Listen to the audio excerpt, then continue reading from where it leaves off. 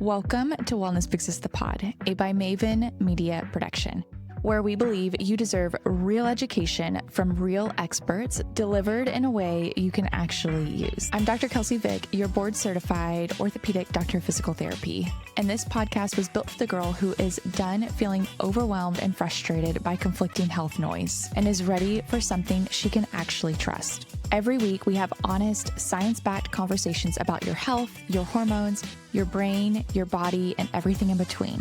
No fluff, no fear-mongering, just the truth. Because understanding your body is the most powerful thing you can do for yourself. A table full of experts built for the curious girl who wants the truth. So welcome. Your seat is waiting for you. So here's all the things I am doing in this trimester 0 to become the hottest version of myself. Even though you might increase in your overall total body weight, that doesn't necessarily paint the whole picture. And as someone in college, I was so afraid of the freshman 15 that I started incorporating a lot of unhealthy eating patterns. My entire health picture of my body composition is actually healthier now in my early 30s than it was in my early 20s. The biggest thing I learned was that part of creating the hottest version of myself is also maximizing and optimizing my own menstrual cycle and my own fertility. This current season of my life, I'm titling Hottest Version. Welcome back to Wellness Exists the Pod. I'm your host, Dr. Kelsy Vick, a board-certified orthopedic doctor of physical therapy and a pelvic floor physical therapist. And as shallow as Hottest Version sounds, it's true. It's the descriptors that really resonate with me. I'm in trimester 0. And if you haven't heard of trimester 0, it's this new phase people are talking about where they're preparing their bodies and minds for that next potential future stage of pregnancy. And if you're my family or friends listening to this, no, I do not have a timeline. I cannot give you a straight answer. But in this phase where we are just enjoying our lives together, enjoying traveling, enjoying all that comes with being together in our marriage, with our family, with our friends, showing up for our family and friends, I kept thinking, what also better time than to create this hottest version of myself? And to be real, this is not just aesthetics. I feel like anytime you throw around the word like, oh, she's so hot or he's so hot, it's always talking about aesthetics. And yes, that is part of it for me, but it's also how can I create the hottest version of myself in my brain health, in my sleep health, in my physical health, in my relationships, in my spiritual life. So that's why I'm currently titling this phase Hottest Version, as I just work to prepare myself, body, mind, spirit, social life for a major life shift that might come in the next few years. If you're a girl who is also in this trimester 0, I'm sure you get asked all the time, so when are you guys having kids? Or if you just recently got married, that is always the next question. If you are engaged, don't worry, that question is coming. And I have never had a for sure answer. To get a little bit vulnerable, I feel sometimes that I'm too selfish, that I have so many ambitions and dreams and goals and travels that I want to do. So I have no timeline. And whenever someone asks me that question, I can't give them a straight answer because I myself don't know. But in this phase that we're in, I also realize that even though I don't necessarily have a timeline for that next stage, I can at least work on the things that I want to work on selfishly for myself right now. Because as soon as pregnancy and parenthood comes, I know I might not have the time or mental energy to think about all of these facets of becoming the hottest version of myself. So why not now? So here's all the things I am doing in this trimester 0 to become the hottest version of myself, not just aesthetics and body composition wise, but also spiritual life, social life, and sleep, like all of the little facets of my life that I can be selfish on. I can have this focus and this discipline in creating optimal routines and habits in each of these phases and facets of who I am. So what started this all off was really thinking, okay, I am in my 30s now. I know from my studies and my schooling that your 30s, you still have the ability to build muscle mass, to lose fat a little bit quicker than I will later on. Bone mineral density is slowing down. All of these things that I know are happening within my body physiologically are things that I wanted to get real data points on in this new decade of my life. So at the beginning of the year, I told my husband, I was like, what I want for my birthday is a DEXA scan. I want to have the ability to track progress and have objective measurements for this progress and these new routines and new ways of fueling and exercising that I'm implementing into my routine. I feel like so often we can create new habits and new routines and new schedules, but we don't necessarily have those data points that might help motivate us or tell us if our bodies are responding to those things in the right way. So I wanted to get a DEXA scan because it's been since I was in college. So I think last time I did it was in 2015. So mid to early college years for me. So it's been about 11 years since I'd done a DEXA scan. And I knew that I wanted to get a new DEXA scan done at the same place that I did my old one so that I could track progress, even though it's been 11 years. I was like, okay, let me see where I was in my early 20s compared to where I am now in my early 30s and get this new baseline for me to compare to as I go throughout my 30s, 40s, 50s, and beyond. So step one of creating the hottest version when it comes to body composition and actually creating sort of the physical body composition goals that I wanted in this stage of my life was to make sure that I'm tracking those data points and to get a baseline measure. So I got my DEXA scan last week. And if you guys are unfamiliar with a DEXA scan, we've mentioned it a few times on this podcast before, but it is the gold standard when it comes to measuring body composition. They tell you percent fat mass, percent lean mass, bone mineral density. They can graph it and chart it based on norms. They graph it and chart it based on body regions. So you're able to see, okay, if I'm implementing harder strength training for my lower body, is that showing up in my lower body muscle mass? So you're able to really see region by region how your muscle mass is doing, how your fat mass is doing, and then full body, how your bone mineral density is doing, and where you are plotted, like your bone mineral density is plotted against the norm for your age.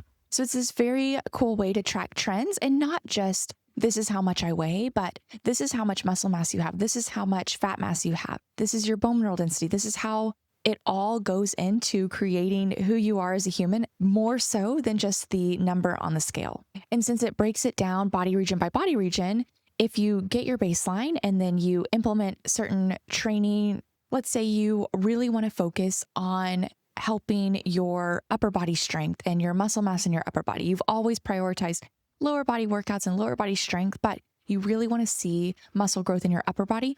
It can break it down region by region and tell you, okay, is that routine that you're doing based on our DEXA scan data points, is that actually working, or what do you need to adjust? So you can see growth and loss and basically data points region by region, not just in your full body, although it does give you the full body picture as well. So I was a little concerned going into my baseline DEXA scan because I weigh more than I did when I was in my early 20s, but I wanted to make sure that the strength training I'd been doing over the last 11 years, that the fluctuations in my workouts over the last 11 years weren't putting me at a deficit when it came to specifically my muscle mass and my bone mineral density compared to when I was in my early 20s.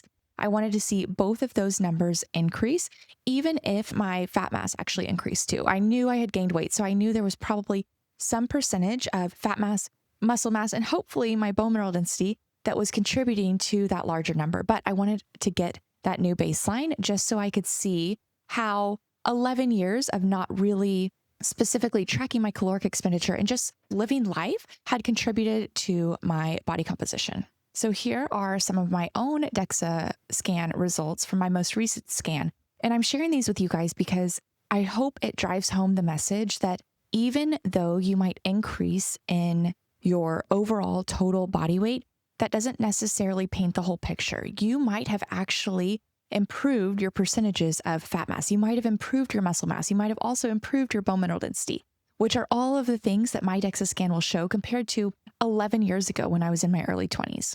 And as a little side note, I guess the workouts that I was doing in my early 20s, to give you just a little idea, I would do 2 hill sprint/run workouts a week. So I would probably run a mile warm up, do maybe 10 or 12 hill sprints on either the campus that I was at or on a treadmill. I'd also do some sprints there.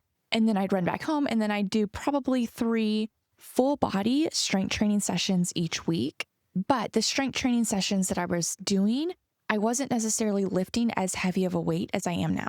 So I was exercising, but in my early 20s, that was when a lot of the mindset around cardio was cardio for fat loss. And as someone in college, I've spoken on this before, but I was so afraid of the freshman 15 that I started incorporating a lot of unhealthy eating patterns, limiting my daily calorie intake to about 1,200 calories, which is not enough for all of the exercise that I was doing. So I was doing that. I was doing a lot of cardio and hill sprint based things to help my cardiovascular health. I wanted to help my heart health. But at the time, we were also told in the day to day that cardio really helps with fat loss. And as I went through the exercise science program at UT, I slowly learned to tweak some of those things. So my mindset and the way that I was treating my body got healthier throughout college as I learned more and more about the human body. But for starters, that's where I was coming from. In my strength training, I knew it was good for me,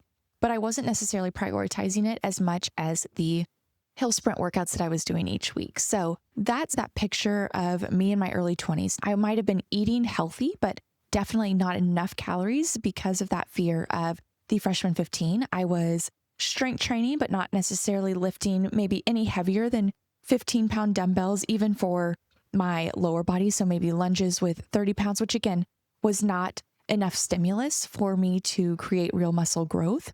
And I was doing a lot of hill sprints, running, cardiovascular based exercises. I would really try and affect my VO2 max, which is a measure of overall endurance and efficiency within the body and within the cardiovascular and muscular system, and how you're able to utilize the oxygen that your cardiovascular system is supplying to the musculature. So I was really trying to affect those variables compared to my muscle mass variables, and I wasn't fueling appropriately for any of the goals that I had at that time. So my first scan was in 2015. My second scan was this April 2026. So an 11-year difference. And overall, in 11 years, I gained 14.4 total pounds of body weight. So I'm almost 15 pounds heavier now than I was in 2015, which I expected. I knew that number would be higher, but my hope was that breakdown of the number would actually show a healthier picture than even when I was in my early 20s.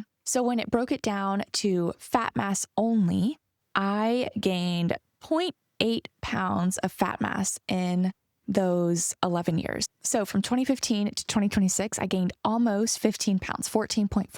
0.8 pounds of that was fat mass gain, which is incredible. I was shocked at that number. I was very proud of younger Kelsy and mid-20s Kelsy and late 20s Kelsy and early 30s Kelsy. Like, that number made me so proud. But this next number made me even prouder. So you might be asking, where did the rest of that weight come from? It came from lean mass. So I gained 13 pounds of lean mass from 2015 to 2026, which goes to show that even if your body weight increases 15 pounds, if you are doing it in a way that's going to help your body currently, maybe your body composition goals currently, but then also your long-term health, muscle mass, bone mineral density, all of those things help our long-term health too. These numbers make me so proud of the daily work and daily consistency that I've put in over the last decade plus as I've worked to optimize the health of my body, both for now, but also for the future. And then my bone mineral content increased 0.6 pounds overall from 2015 to 2026. So again, another solid number that I like to look at and like to use as a way to track progress. So a lot of the risk stratification that occurs for different disease states or different levels of healthy, let's call it, look at your percent fat mass compared to your body weight. So how much fat mass do you have compared to your whole body?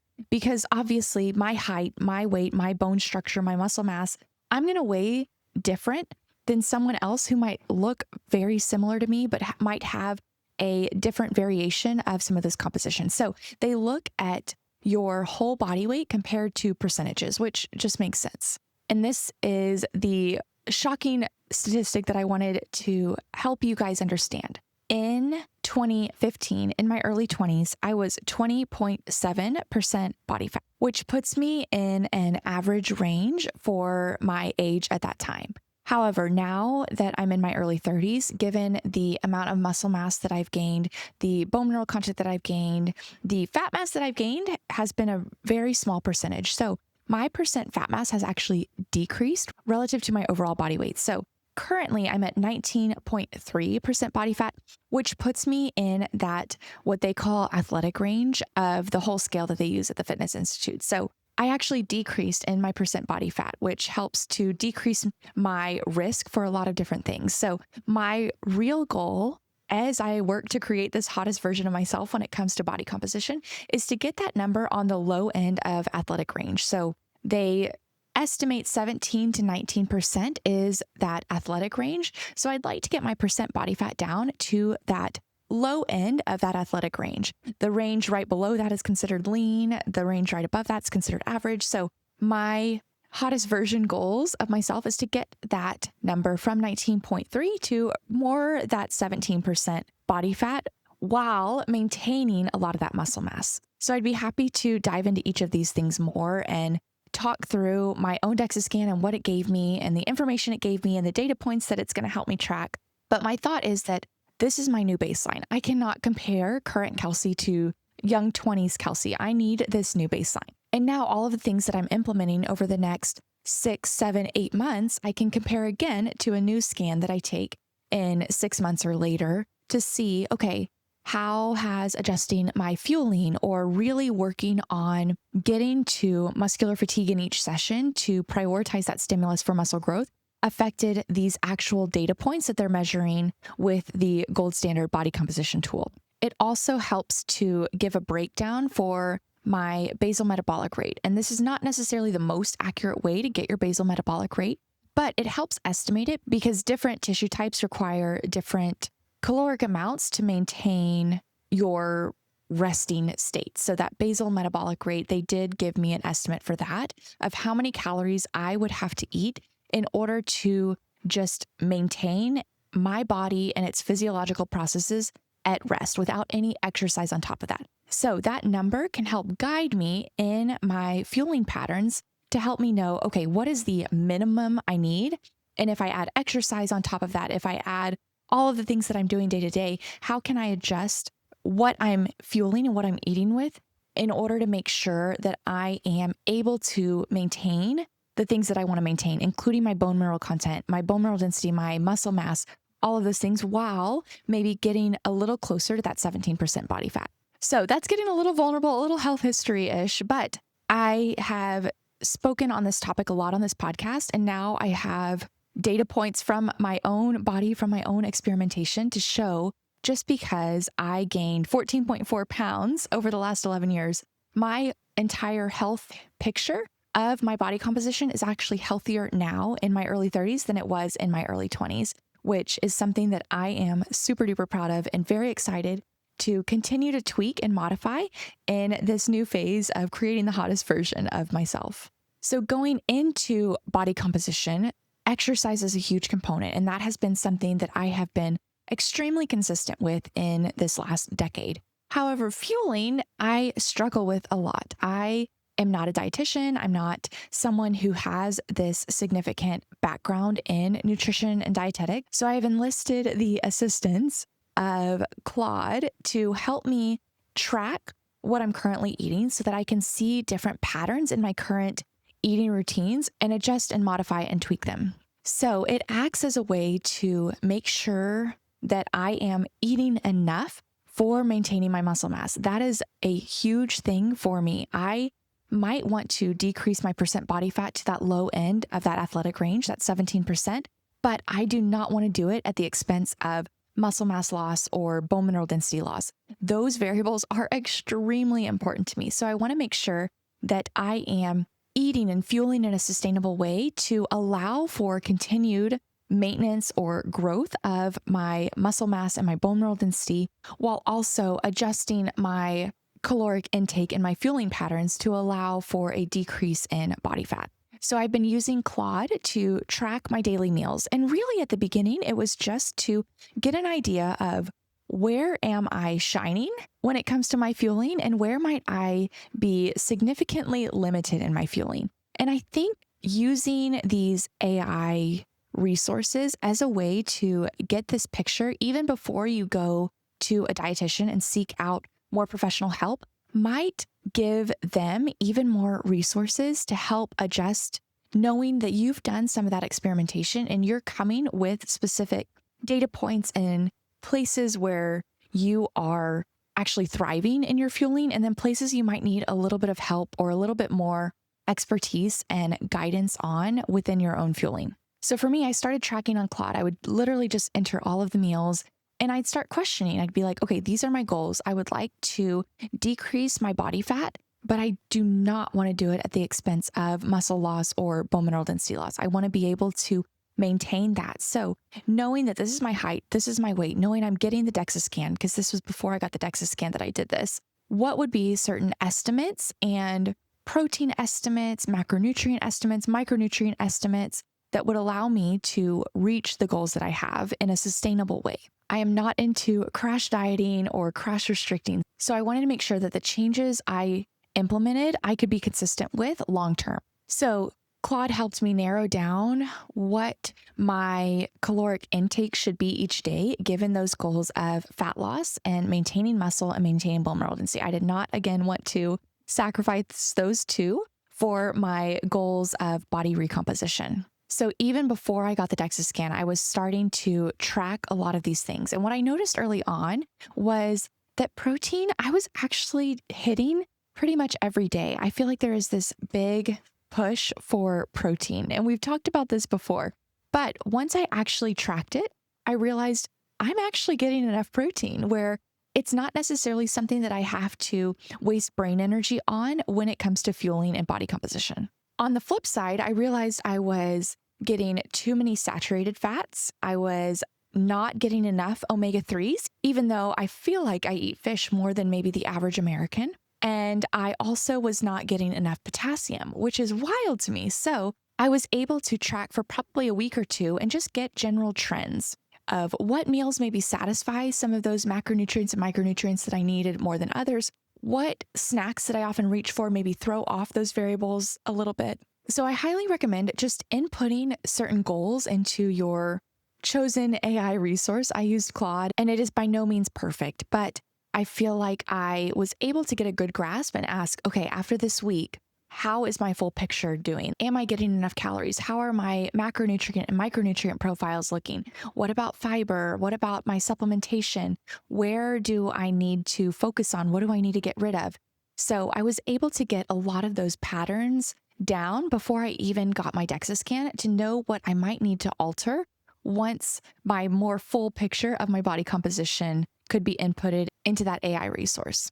So once I got my DEXA scan, I was able to input those results into Claude and continue on with some of the pattern recognition and fueling tracking so that I could get a better picture of how my fueling looked without me trying to tweak anything, and then what I possibly needed to focus on in order to meet some of those body composition goals that I had. This section I know is getting super long. If you guys are also interested, I can type up the prompts that I use to allow Claude to guide me. This is by no means replacing a dietitian, but you can use AI to track different patterns in your fueling to give you more resources to give to a dietitian to help with their guidance, which I think is a super cool tool. I have patients use it for physical therapy where before they even enlist my help, they are inputting things into Claude or ChatGPT or one of their AI resources to help experiment with their own bodies. And it really helps me problem solve and makes our time together more efficient. So that's my hope, is that by using these AI resources, you're not replacing professional expertise, but it's allowing you to get a fuller picture of where you're currently at and some of the things that might be contributing to your current state that you want to maybe change. So for me, something that was super high was my saturated fats. I love charcuterie, and charcuterie meats and cheeses and all of those things maybe do not align with some of the goals that I have. So I have to limit those in my fueling patterns a little bit more than I used to. Saturated fats, as I said, was high on some days. Sodium levels were a little high on some days, especially if I had certain Chinese food or Thai food or Japanese food, a lot of those meals were a little higher in sodium, my omega-3 content. I realized certain foods that had omega-3s in it that I didn't even realize, things like lentils, and I have chia seeds every morning. I was someone who would have said I had been getting enough omega-3s, but compared to what we might need in our bodies, I still wasn't getting enough. Potassium too, even though I had a banana on one day, I wasn't necessarily getting enough potassium. So now I've understood that pattern a little bit more to be able to tweak it in my current fueling patterns. The biggest thing I learned was that although I was probably eating pretty healthy, or what I would consider pretty healthy, I was eating way too big of portion sizes. When you actually measure out the amount of pasta, the amount of meat, the amount of rice or lentils or nut butters that you're supposed to have, you'll realize that it's a lot smaller than what you would think, or at least I did. Sometimes I will measure things out, and over time, I'll just eyeball it, right? You start to eyeball, and then your eyes start creating bigger and bigger portion sizes, and it gets a little out of control. So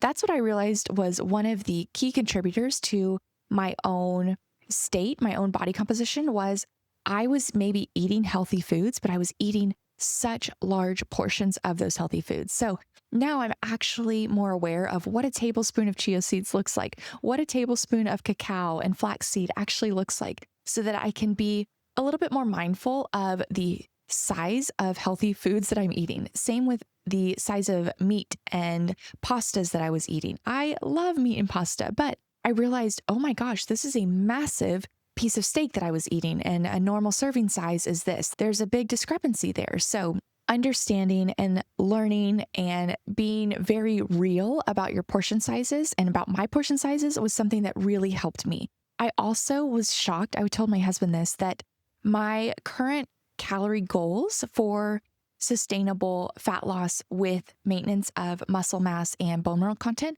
is around 2,200 to 2,300 with exercise. So on my active recovery days, on the days that I'm not necessarily exercising, it's a little less, but typically I'm working out about 6 days a week. So I'm trying to hit that 2,200 to 2,300 range. And if I happen to go on a weighted vest walk on top of that, that caloric amount will actually increase as well. So compared to those nutrition labels on the back of the US products, it's based on a 2,000 calorie diet. And I realized that my body requires more than even that, especially when I exercise. And I'd say I'm maybe on the taller side of average for a female, but I'm in no way as athletic or muscular or tall or as bulky as some of these larger men who might require more. So I think every dietitian that I've had on here has expressed the importance of fueling appropriately when it comes to body composition changes, and mainly eating enough, where a lot of us as women are like 20-year-old Kelsy, where we were under fueling, over exercising, and still not reaching the body composition goals that we wanted to see for ourselves. What I've learned throughout this experimentation process is that I have to sometimes force myself to eat more calories in the day so that I can make sure the processes that my body needs to go through in order to build muscle, work on my immunity, hormonal regulation, menstrual cycle, all of these things that my body has to do every day, is having enough fuel for those processes. So I think this experimentation, this hottest version body composition style, is really helping me see what that actually looks like in my own body. So highly recommend if you're also in this sort of like creating the hottest version of myself stage.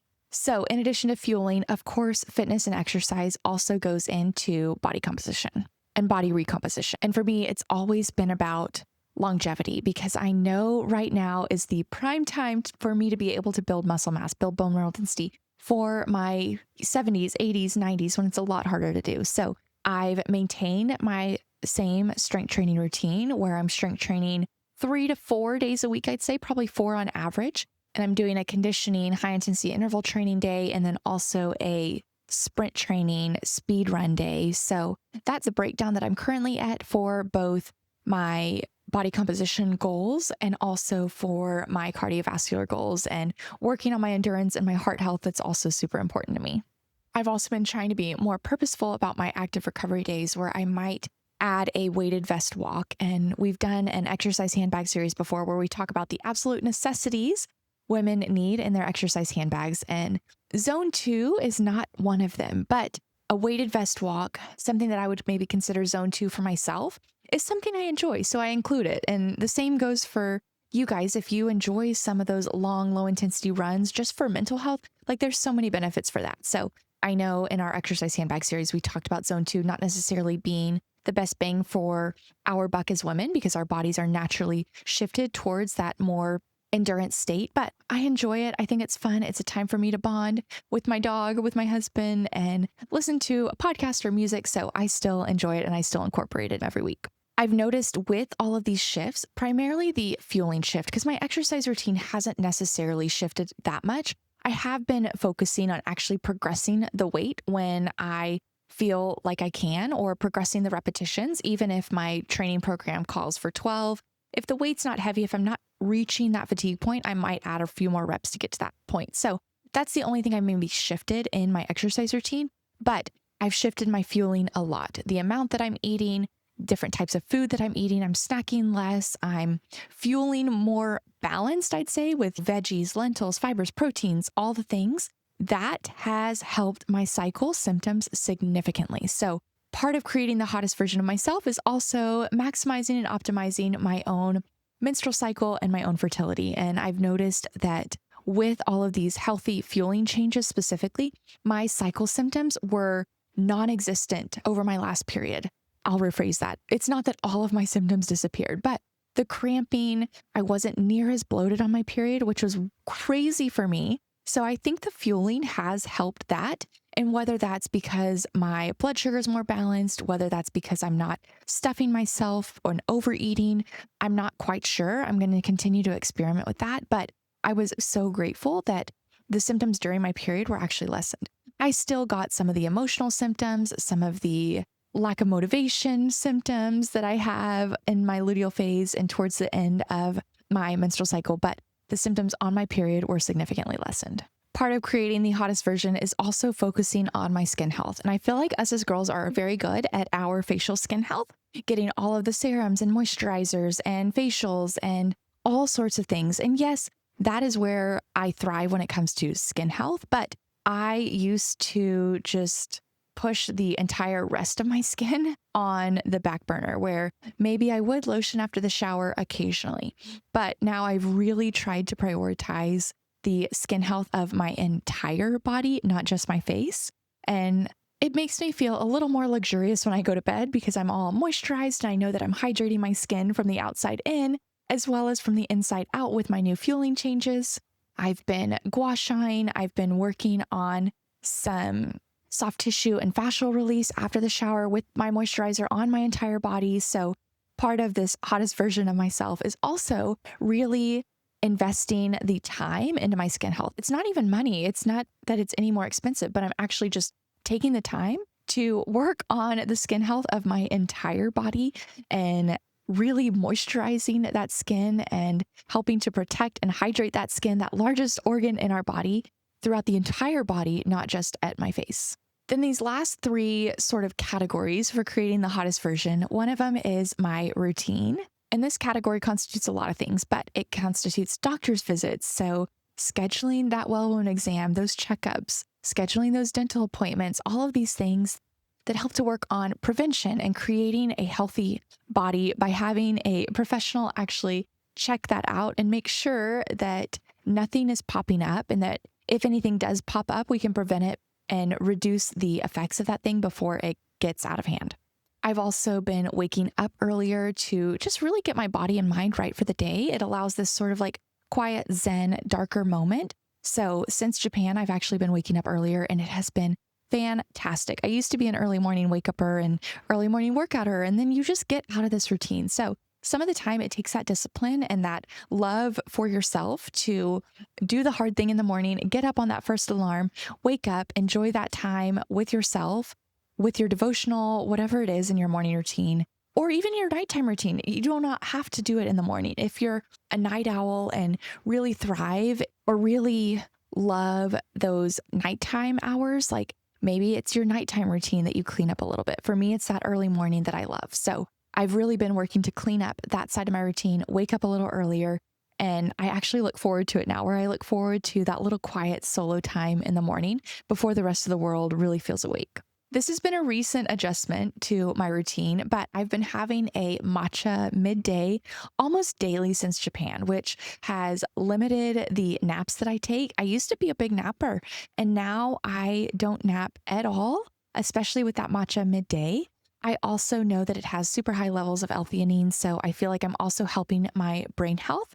I've noticed too that with work, I would usually be so much more motivated and productive in the morning.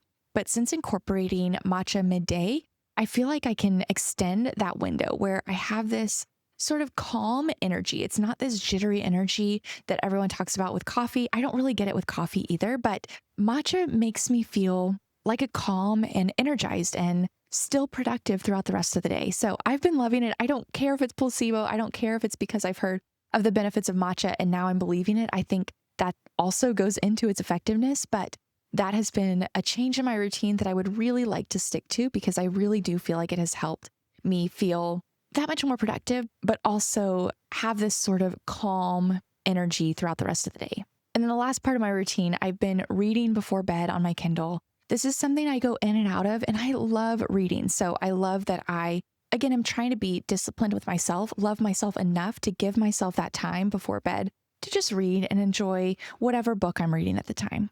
So the last two categories, spiritual health, social life, I have focused on this in this entire season that we're in right now, my husband and I, where if we have a birthday party, if we have a friend's baby who's turning another age or baptism or bridal shower or baby shower, whatever it is, I want to say yes. Or grand opening for a new business. One of my friends just opened her first business. So those sorts of things I'm going to show up for. I'm moving around my schedule to show up because I know that in this season of life, I can't show up, and if I can't, there has to be a good reason why, because I want to be the person that in this stage is flexible and sacrificial for her friends. So I really try and be there for my friends, my family, especially when we really can do that in this stage. And we don't have kids right now that might not allow us to be that flexible later on. For spiritual health, I've been really trying to focus, and this is an area that I feel like I can always improve on, but I've really tried to focus more on positive self-talk, on working on catching my mindset if it turns negative and reframing those thoughts. I've focused on really purposeful daily prayer and just working on seeing God in little moments in my life, which I think Japan was another trip, and South Korea. I mentioned Japan, but South Korea and Japan both, that whole trip allowed me to really see God in those little moments. And I'm really grateful that I've been able to bring that back to the States and work on that when it comes to my spiritual health as well. So that's a little deep dive into what it looks like to create the hottest version of myself in this current stage that I'm in. I absolutely feel so aligned. I feel so healthy in my body with a lot of these changes. So I'm excited to see the progress when it comes to 6 months from now, a year from now, where I'm able to see, okay, what changes have I made? What have I been able to stick with? How do I feel within my body? And how can I bring some of these changes and some of the way that I'm able to feel like me into this next stage of pregnancy, motherhood, and parenthood? So this was a long, girly, chatty episode. I hope you enjoyed it. I don't know if it'll give you guys some ideas of creating your hottest versions or even inspiring you to go get a DEXA scan if you have some of these body composition goals. And I can dive into any of these things more. I think this episode is already plenty long, but I hope you guys enjoyed it. So I would love to hear how you guys are also creating your hottest versions, if that's the stage you're in. And not that you can't do this at any time in life, but this is just the silliest, girliest way that I could describe this season. So I'm enjoying just having this shallow title for something that is deep and emotional to me. But I hope you guys enjoyed this episode. Tell me all of your tips, tricks for creating your hottest versions, and I'll see you guys again on the next episode of Wellness Big Sis the Pod.